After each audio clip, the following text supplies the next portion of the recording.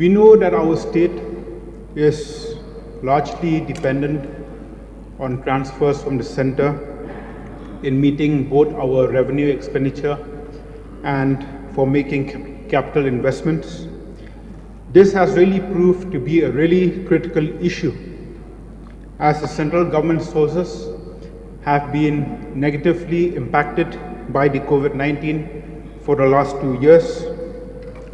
In this context, I would like to appreciate the aim of the government to tap the local resources to the extent possible so as to improve our own tax and non-tax revenues.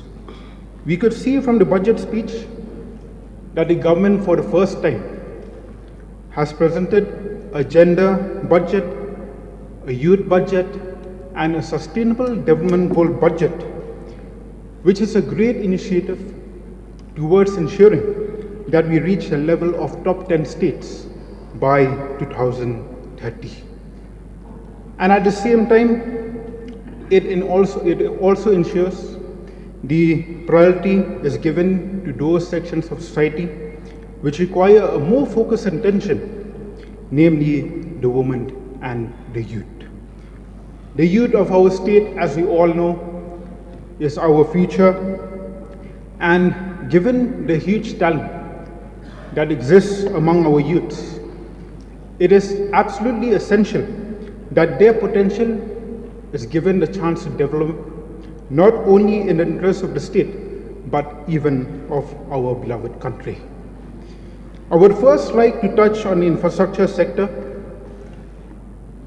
We could see, sir, that the government has prioritized the roads, water supply, power, transport, and social infrastructure with the objective of bridging the huge infrastructure deficit gap that has been prevalent all these past years in our state.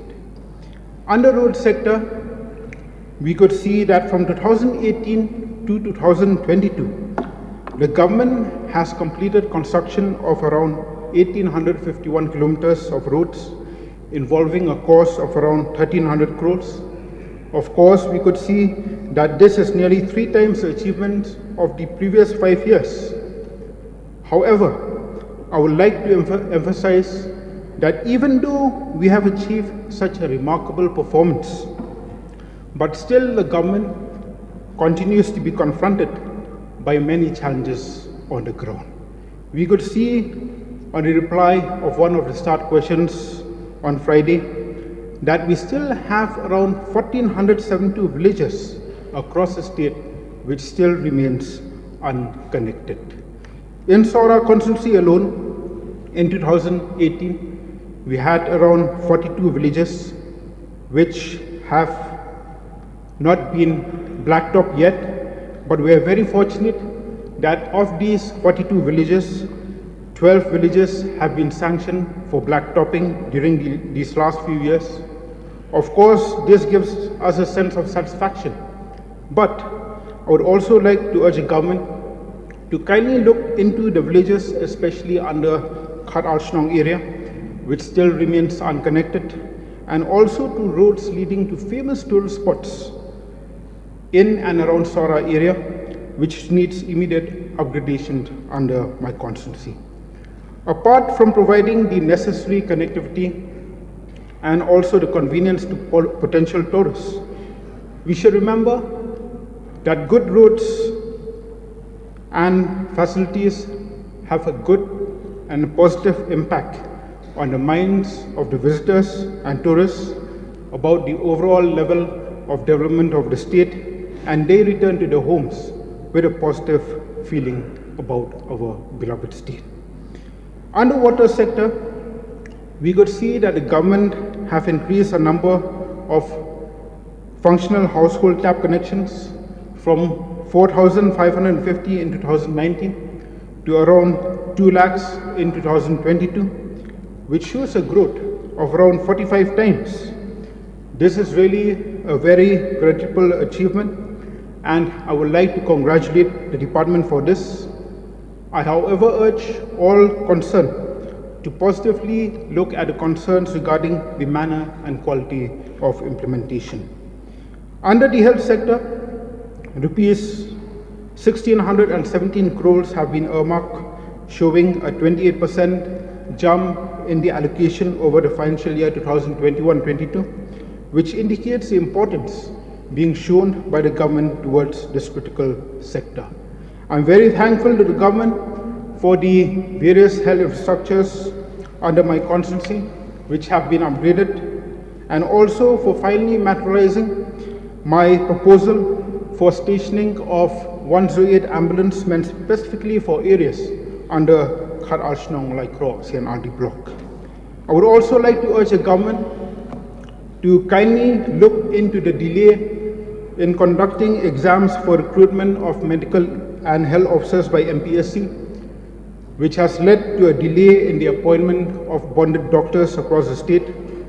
Yes, as you can see, all parts of the state are in need of additional doctors if the health parameters are to improve, and the government should try to shorten the procedures for appointment to such posts where we are still facing a substantial shortage in the foreseeable future.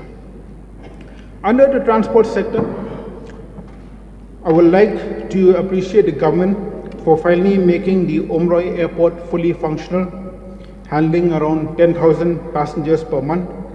And I'm also thankful to the government for the plans to operationalize helicopter services to Sohra. I'm confident that the government will ensure that such services, when they come into operation, are regular, reliable, and also safe for the passengers. We all know that CNRD blocks are the main offices in rural areas.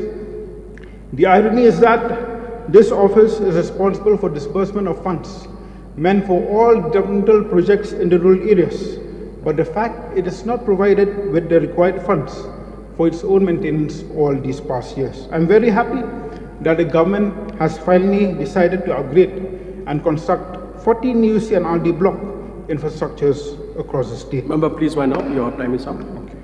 Please.